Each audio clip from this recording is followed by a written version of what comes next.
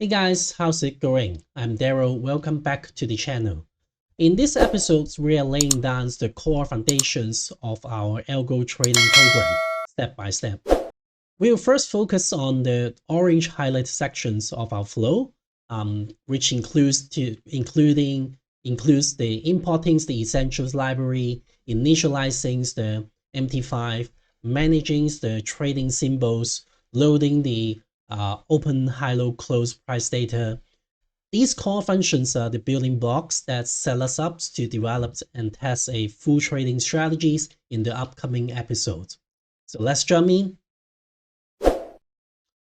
All right, let's begin with step 1, import the required library. First, we will bring the definitely we'll bring in the MT5. This is the core libraries that allows our Python programs to connect directly with the MT5 platform, and we will use it to pull the historical price data, assess the trading symbols, and also later even sending a trading orders. And then the second library that we need is the pandas. Panda is essential for working with the data in table format. It allows us to store our open, high, low, close data that we extract from the MT5 and in a structured data or structure, in the structure called a data frame. This makes it easier for us to clean, analyze, and manipulate the data later. And then the third library that we are going to add is the datetime library. And we'll use this for working with the timestamp mainly. For example, converting the raw Unix timestamp we get from the MT5 into much more like a human readable date format like year, month, date, and time.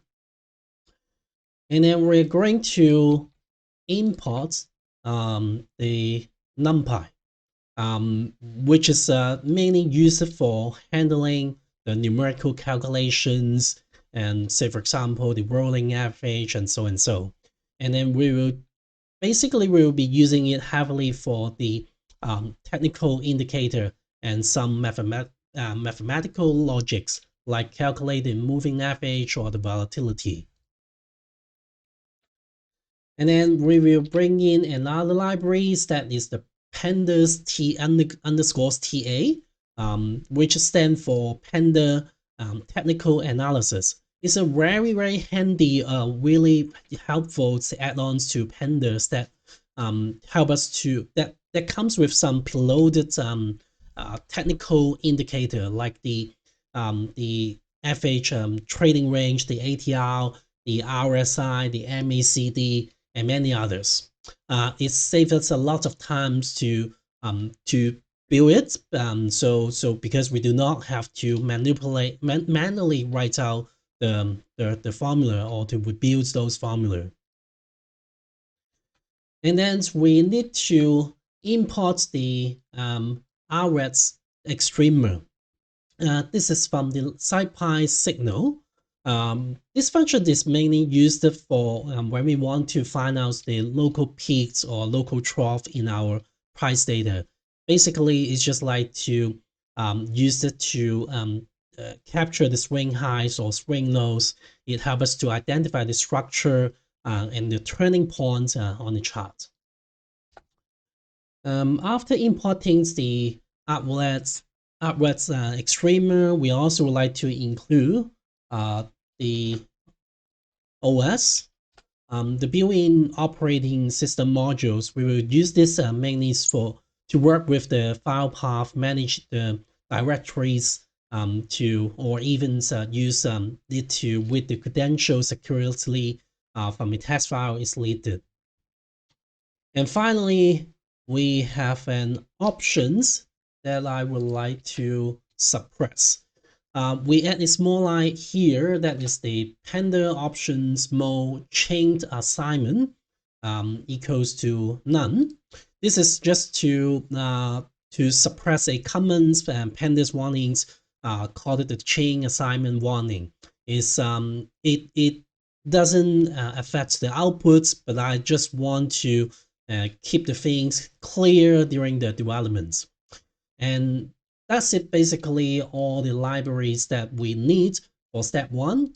And then with these library import, we're ready to move on and actually initialize our MetaTrader 5 connections, which is our first functions that we built in this program.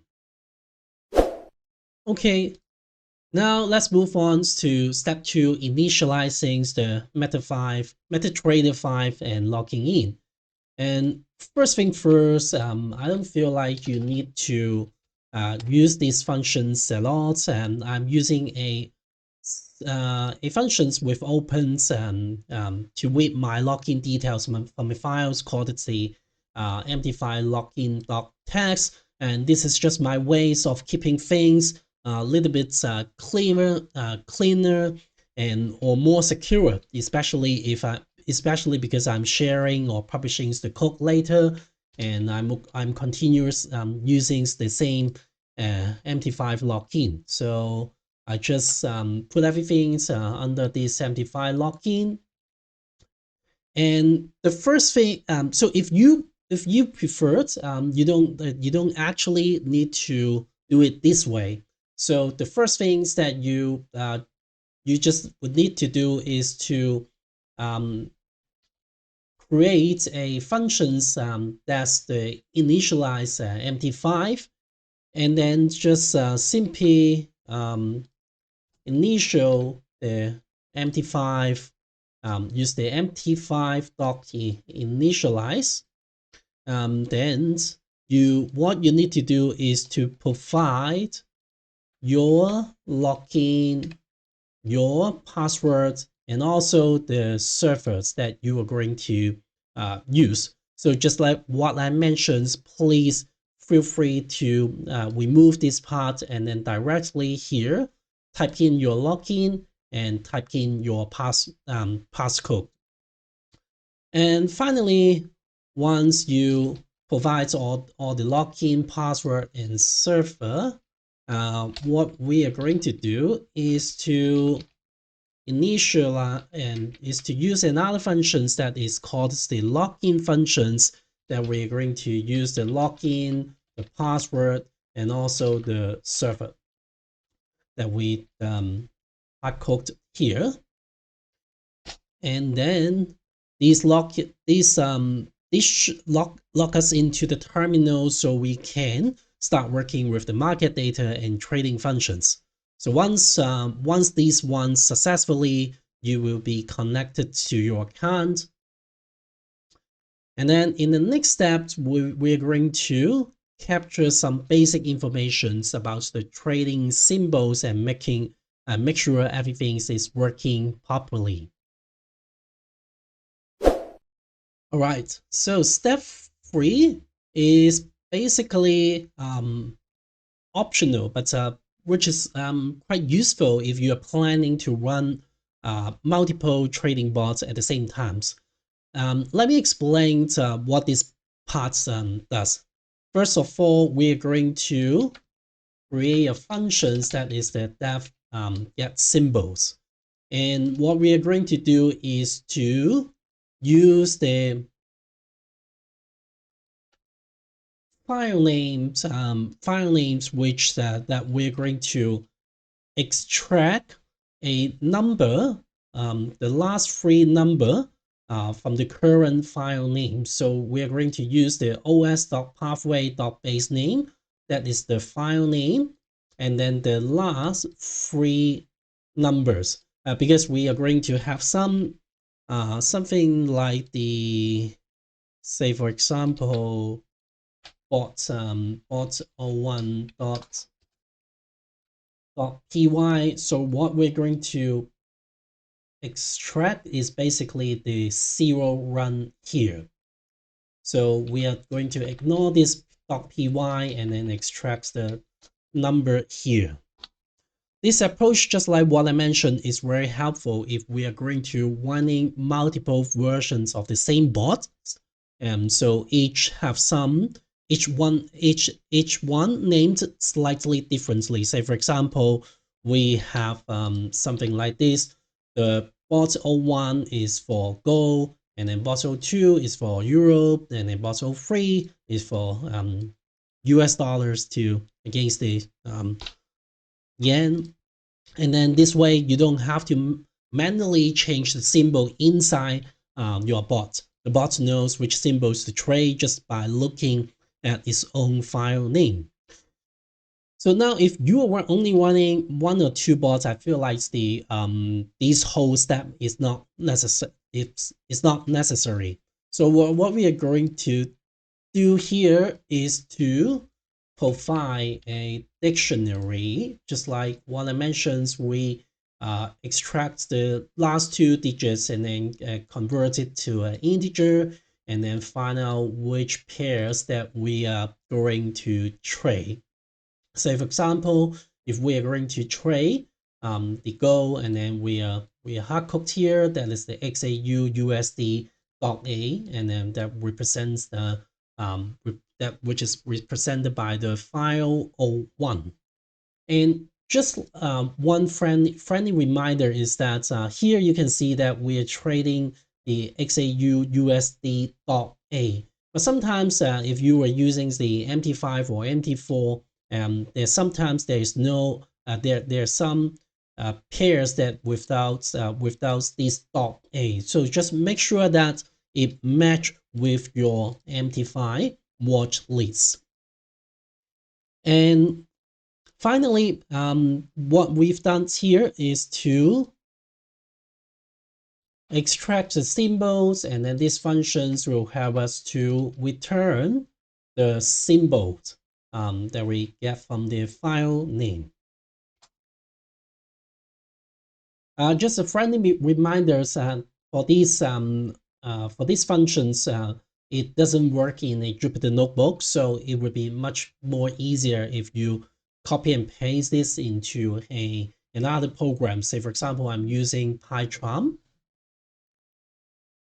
Okay, so in the next step, what we're going to do is to start loading the historical data from MT5 using this symbol function.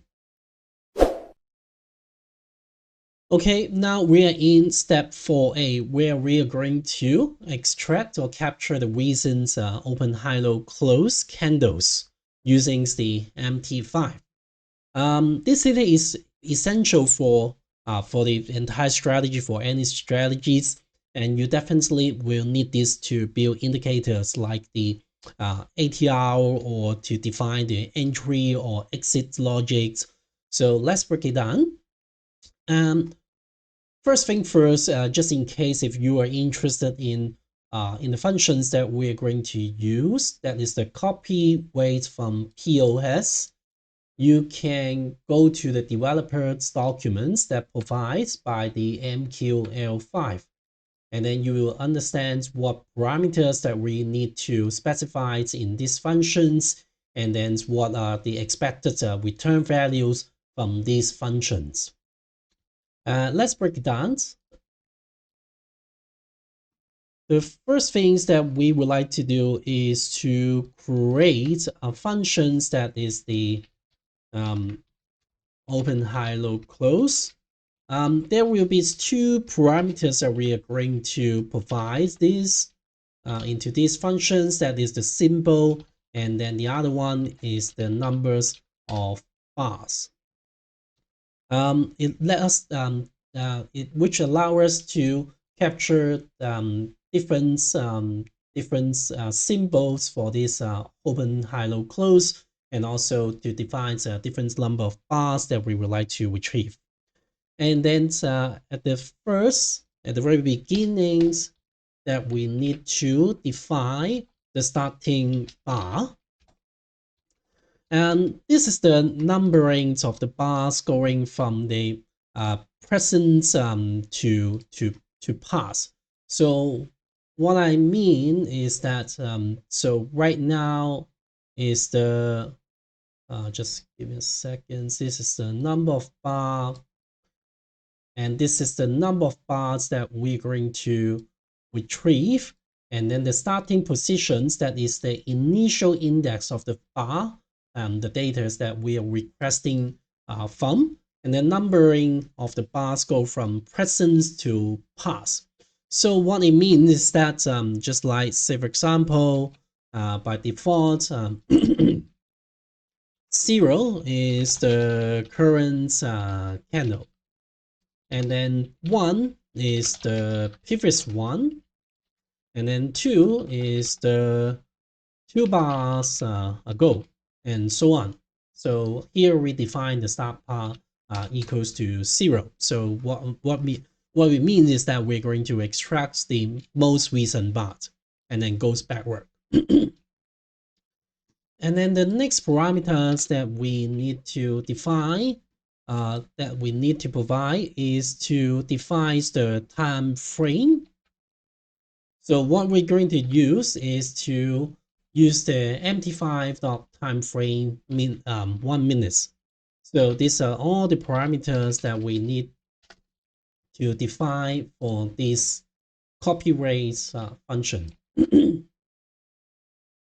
So here we are going to use these functions, and it will return us the bar MT5 copy weights from POS. And the first one is the symbol, and then the second one is the time frame, and then we need to provide the start bar, and then we also need to provide the number of bars. So now let's take a look on the return if we are not doing anything here. So say we're going to initialize the MT5, and then the open, high, low, close.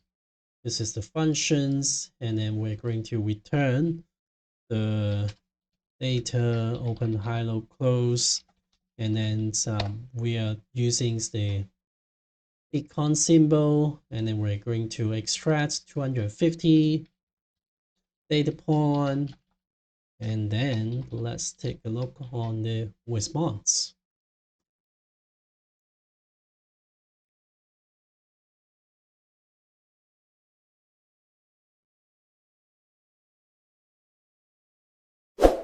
All right, this is the response that we get from the MT5. This is the time in Unix format, and then this is the open, high, low, close, and then that should be the tick volume, and then the spread, and then the real volumes at the last 3 columns. And obviously we do not want to use this format because this is not quite handy. What we are going to do is to put everything into a data frame, and then return me this data, open, high, low, close, and then here we go. So now we have a better format.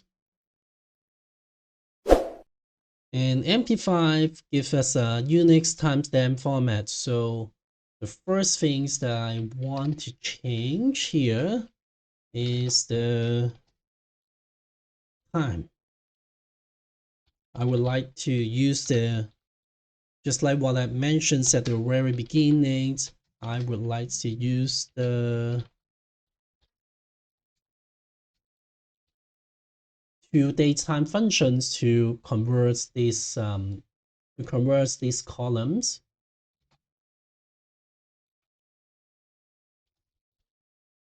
to the formats that are human readable for storing the data. Now we just convert the time here. There's a catch here. The time stamps here that are in Eastern Europe, European times. That is the GMT +2 in winter or GMT +3 in summer. But since I'm in Australia, I usually need to add 7 hours to convert it to my local times, and of course you can just adjust these offsets depending on your locations or events. You might just want to ignore it if you are not going to so if your algorithm is not time sensitive. But of course I just would like to tidy it up a little bit. So I'm using the datetime functions to adjust it back to the local time zone, which is pretty useful because because there are three strategies, and then for this RSI divergence, that is definitely not the time sensitive. But if we're going to apply or build the ICT London sections strategies, and that definitely we need to have a better understanding about the times. And finally, we let's see the results first. Yep. Date times. Sorry, there's a typo here. And now it just converted back to my local time. That's perfect. And finally, what I would like to do is to drop the columns that I'm not going to use.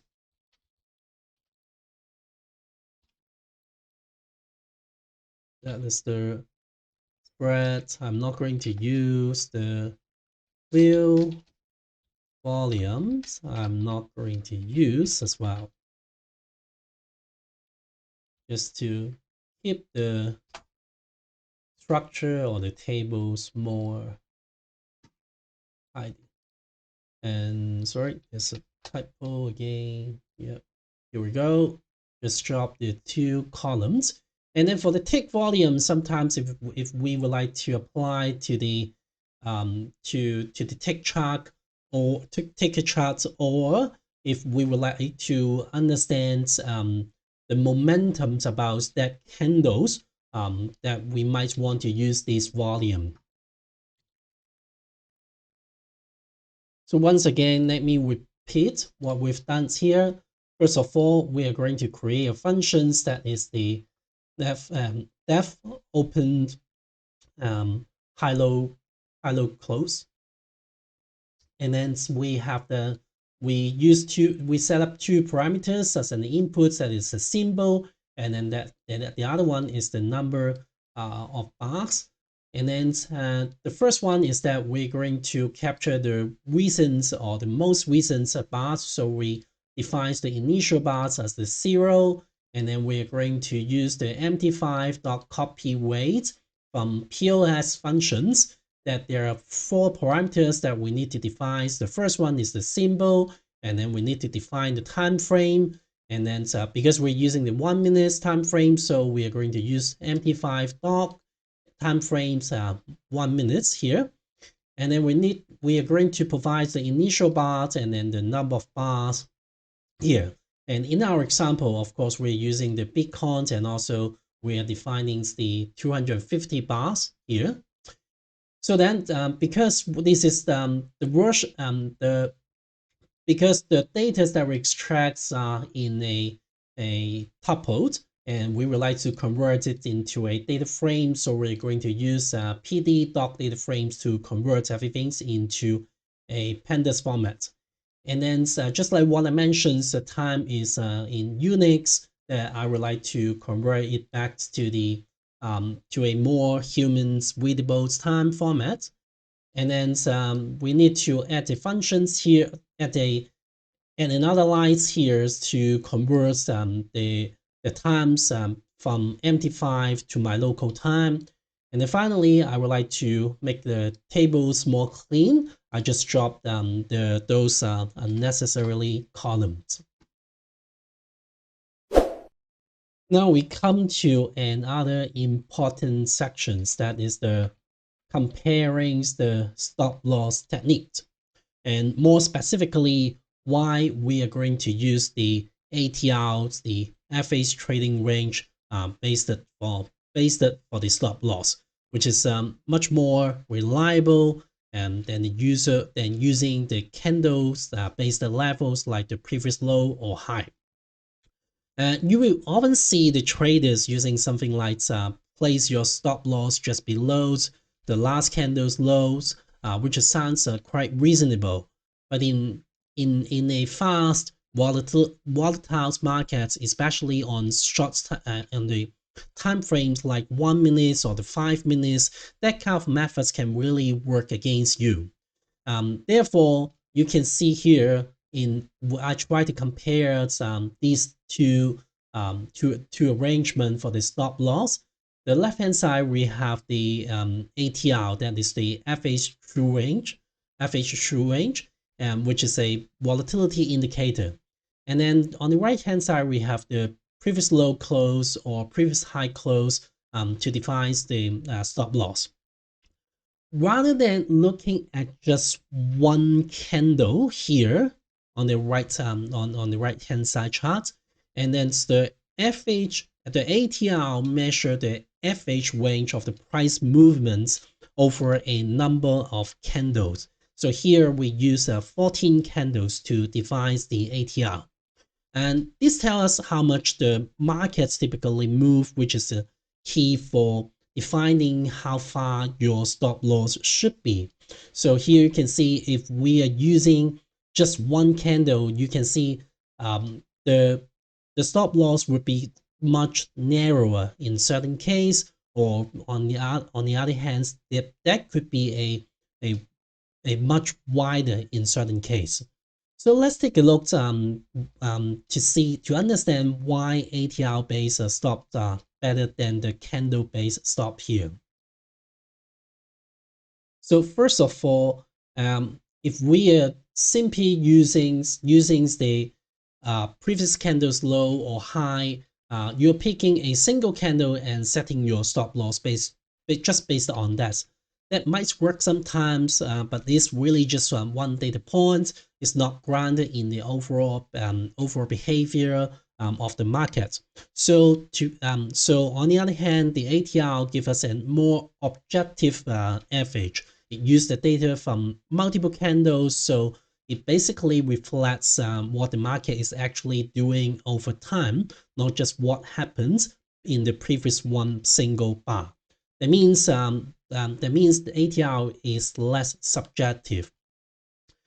And then the second one is that the ATR is more adaptive.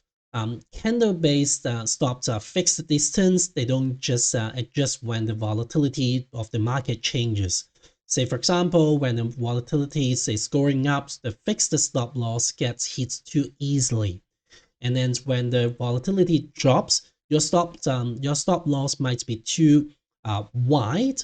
In that case, you're risking more than necessary. But ATR would evolve. ATR solves these by adjusting automatically. So if the market is volatile, the ATR increase, and then your range, your stop loss becomes wider. And then if the market is quiet, the things are quiet, the ATR is decreasing, and then in that case your stop loss is tightens. And then so if it moves with the market, you're not constantly rearranging your setting or guessing. And then finally, the ATR in a more general would give a more breathing room on a fast time frames or on a shorter time frames. On short time frames, say for example, like the 1 minute or 5 minutes chart, the price tend to spike the wick and fake out a lot. In that case, if your stop loss is just too tight, like like these cases, just like a few points below the last candles, and then you're basically setting yourself up to get stopped it out pretty early. So in that case, ATR-based stops solve this by giving the trader a little bit more room to beef. So they account for the natural movements and noise in price. So in that case, the final thought is the reasons why we're going to use the ATRs in our strategies.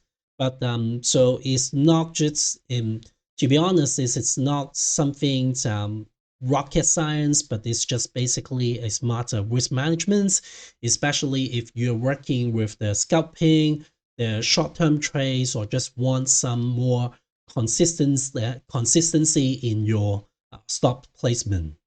So now we've decided to use the ATR. Let's take a look on the equations. The first things that we would like to know is the true range, which is calculates for each period as the which is just like to get the maximum between these three differentiations. So for example, the first one is the high low, and then the second one is the high versus the previous close, and then the last one is the low versus the previous close. And then we calculate and then get the maximum true range from these three parameters.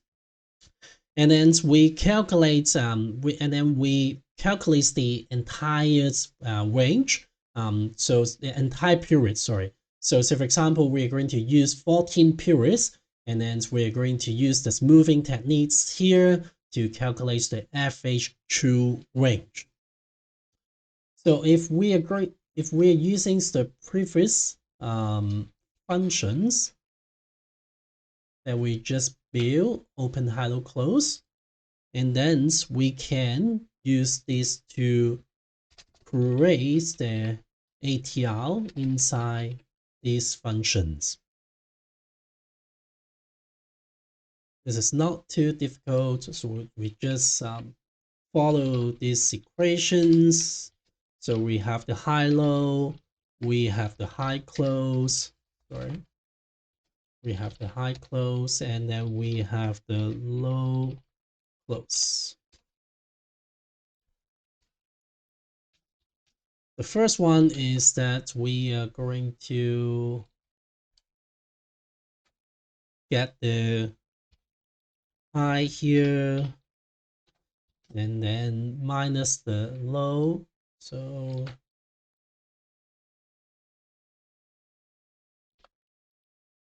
just the high minus the close. And then the second one is that we need to use the numpy functions. We need to take the absolute, and then that is the current high minus previous lows, not previous low. Sorry, that should be previous close. So we need to use a shift function that will help us to get the previous close. And then the next one is that we need to get the previous low and then minus the previous close, and then here we go. And finally, we got this range, we got this true range, and we are going to use a concat functions to put everything all together, and then going to use a maximum functions to find the true range. So we are going to put this three parameter, concat them.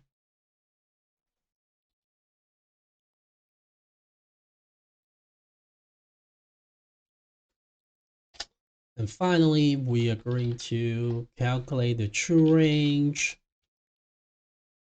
That is the maximum value between amongst these three data points. And that is the maximum. That is the range. And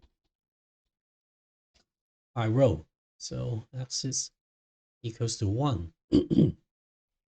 And finally, we get the true range. That is the step 1. So we need to get the FH true range. So we are going to use a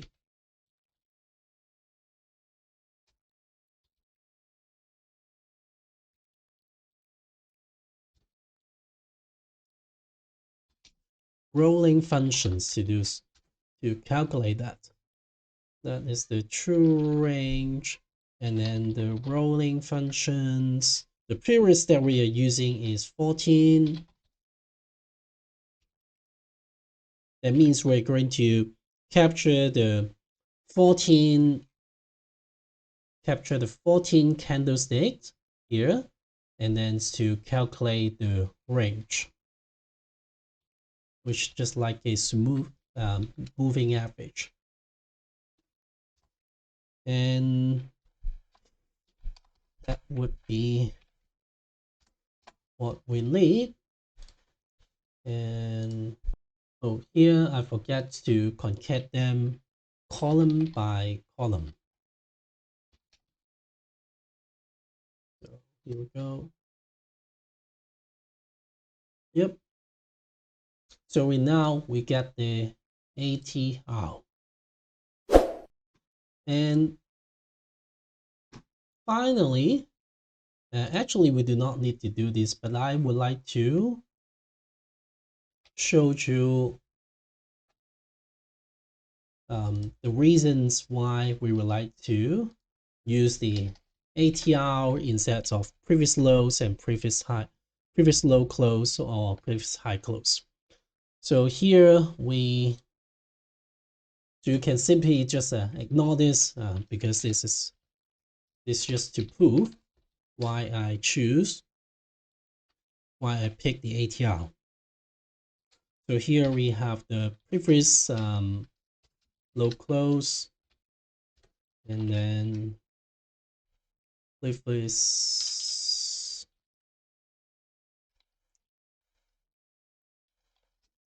high close.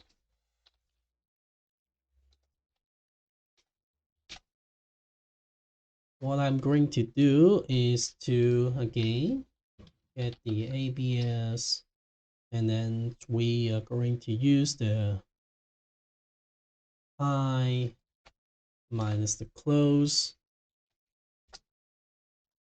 and then for this one we are going to use the sorry, this should be the low, this should be the high minus the close. And then I just to make it much easier for us to compare, I just dropped the open high low close. Drop the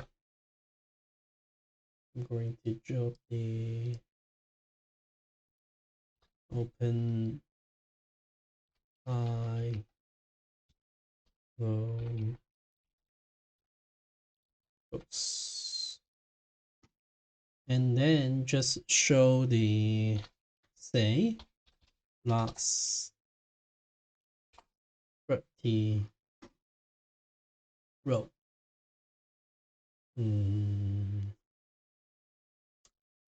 Typo here.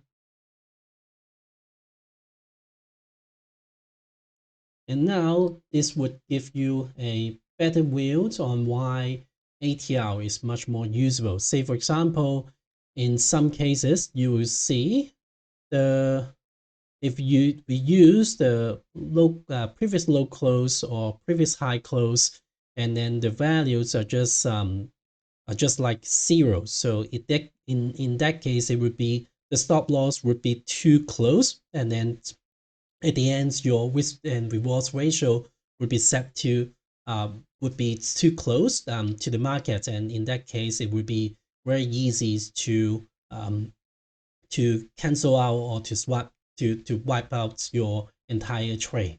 And as a result, you can see the ATR is much more stable compared to the last two columns. But just like what I mentioned, you don't need these functions at all. I just would like to show you why I picked the ATR.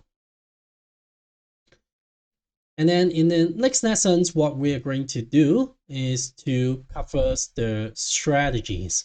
We're going to build a strategy, and I will show you how to create a strategy, how to create the functions to detect the hidden divergence, and create functions to detect the stochastic crossover.